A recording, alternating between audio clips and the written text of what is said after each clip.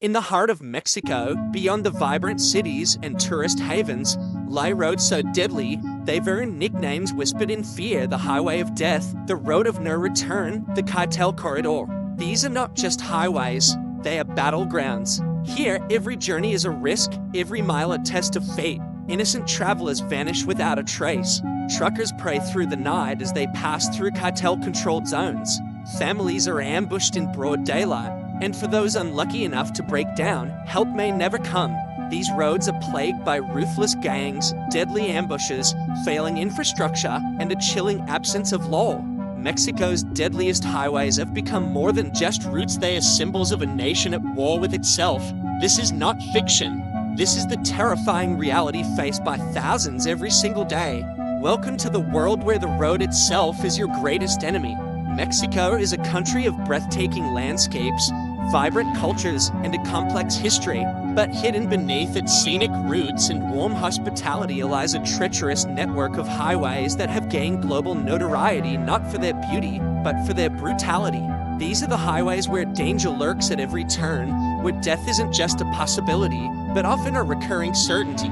Known for staggering accident rates, rampant cartel violence, and hazardous road conditions, Mexico's deadliest roads are not just pathways, they are battlegrounds. They reflect a nation grappling with deep-rooted issues of infrastructure failure, corruption, and lawlessness. And for those who dare to travel them, every mile is a gamble with fate.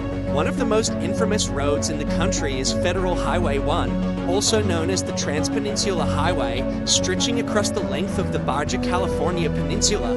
What appears to be a picturesque coastal drive is often a trap for the unprepared. With long, narrow stretches of unlit road, blind curves, minimal signage, and scarce emergency services, it's easy to see how this highway earned its grim reputation. Many of its most dangerous segments snake through the desert, where fatigue and isolation set in quickly. Drivers often encounter large trucks barreling down at high speeds, leaving little room for smaller vehicles. Coupled with drunk driving and limited law enforcement presence, it becomes a deadly mix that claims hundreds of lives each year. Yet perhaps even more perilous is the notorious Highway 80, which connects Guadalajara to the port city of Manzanillo, nicknamed the Highway of Death.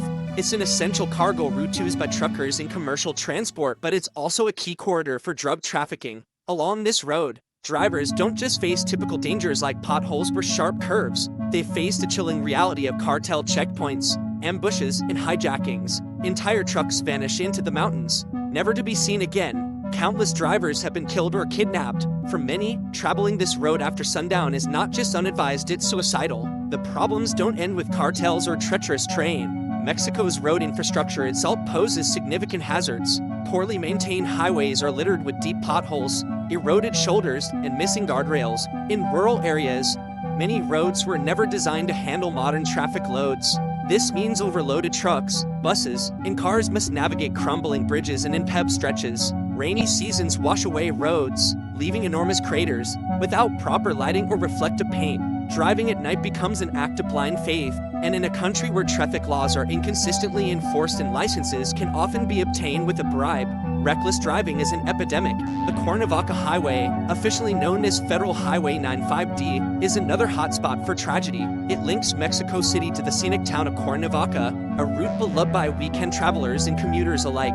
But the sheer volume of traffic, combined with steep inclines and aggressive drivers, has turned it into a death trap. Massive pileups, fatal bus crashes, and high-speed collisions are regular news items. It's a highway where one moment of distraction can end in catastrophe. Despite speed limits and toll booths, the lack of continuous monitoring means that speed demons and road raggers dominate the asphalt. Then there's the Highway of Terror, the stretch of road between Monterrey and Nuevo Laredo, a crucial trade artery leading to the U.S. border. This route has become one of the most terrifying to travel in all of Mexico. Stories abound of cars being stopped by armed men pretending to be police. Whole families have disappeared while traveling this highway. Cartels use the road to transport contraband and assert control, often leaving behind burnt-out vehicles as warnings. In some stretches, police are too afraid to patrol. Checkpoints are either absent or manned by masked men whose allegiance isn't clear. Travelers avoid this route at all costs, preferring to drive hundreds of miles out of their way to stay safe. Commercial truck drivers, who form the backbone of Mexico's transportation economy, often face the worst of it. With delivery deadlines and pressure from logistics companies, they are forced to drive through the night, often through cartel-controlled zones. Many sleep in their trucks, afraid to check into roadside inns due to kidnapping risks. Insurance companies often refuse to cover routes deemed too dangerous, leaving drivers financially vulnerable in the event of hijackings. Some drivers travel in convoys for safety, coordinating with each other via radios to share real-time updates on ambushes or suspicious roadblocks. But not all threats are criminal. Nature itself plays a deadly role on Mexico's roads. In mountainous regions like Oaxaca and Chiapas, narrow cliffside roads twist to high altitudes with little margin for error. Landslides, sudden fog, and torrential rain turn these roads into deadly traps. In many places, there are no barriers to stop a vehicle from tumbling hundreds of feet into a ravine. And when accidents do happen, emergency response times are dangerously slow, sometimes taking hours or even days due to poor mobile network coverage in remote locations. Urban roads in major cities like Mexico City, Tijuana, and Guadalajara present their own dangers. Congestion and regulated street vendors, jaywalking pedestrians, and an endless flow of motorcycles darting through traffic create a chaotic environment. Buses often race each other for passengers, ignoring signals. Red lights are treated more like suggestions than rules. For pedestrians, crossing the street can feel like stepping into a war zone.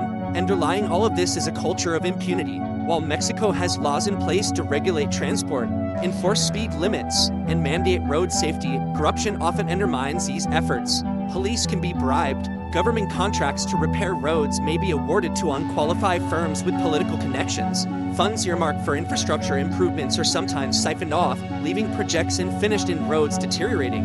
Efforts to improve road safety have been made. Campaigns have urged drivers to slow down, wear seatbelts, and avoid driving under the influence. Some stretches of highways now feature surveillance cameras, automated toll booths, and emergency call stations. But these are exceptions rather than the rule. In vast parts of the country, particularly in remote regions, the roads remain largely unmonitored and unprotected. International organizations have flagged Mexico's roads as among the most dangerous in the world. According to the World Health Organization, Mexico has one of the highest road traffic death rates in Latin America. Every year, thousands lose their lives and tens of thousands more are injured. These aren't just statistics, they're families torn apart, children left orphaned, and communities left grieving. What makes Mexico's highways uniquely deadly isn't just one factor, it's the deadly cocktail of criminality, poor infrastructure, environmental risks, and systemic failure. Each road tells its own story of suffering and survival. For every driver who safely reaches their destination, another might not. Behind every steering wheel is a silent prayer. For travelers, locals, and transport workers alike, these roads symbolize a harsh reality, one where trust in the road beneath your wheels is a privilege, not a guarantee. Until fundamental changes are made, until law enforcement can reclaim control from organized crime, until infrastructure is modernized and maintained, and until accountability replaces corruption, Mexico's highways will continue to be what they are now: ribbons of death cutting across a beautiful yet broken landscape. The next time someone romanticizes a road trip across Mexico, remember that for many, it's not a vacation, it's a fight for survival. In a country where the road itself can kill you, safety is not a right, it's a rare and fragile blessing. As the sun sets over the mountains and deserts of Mexico,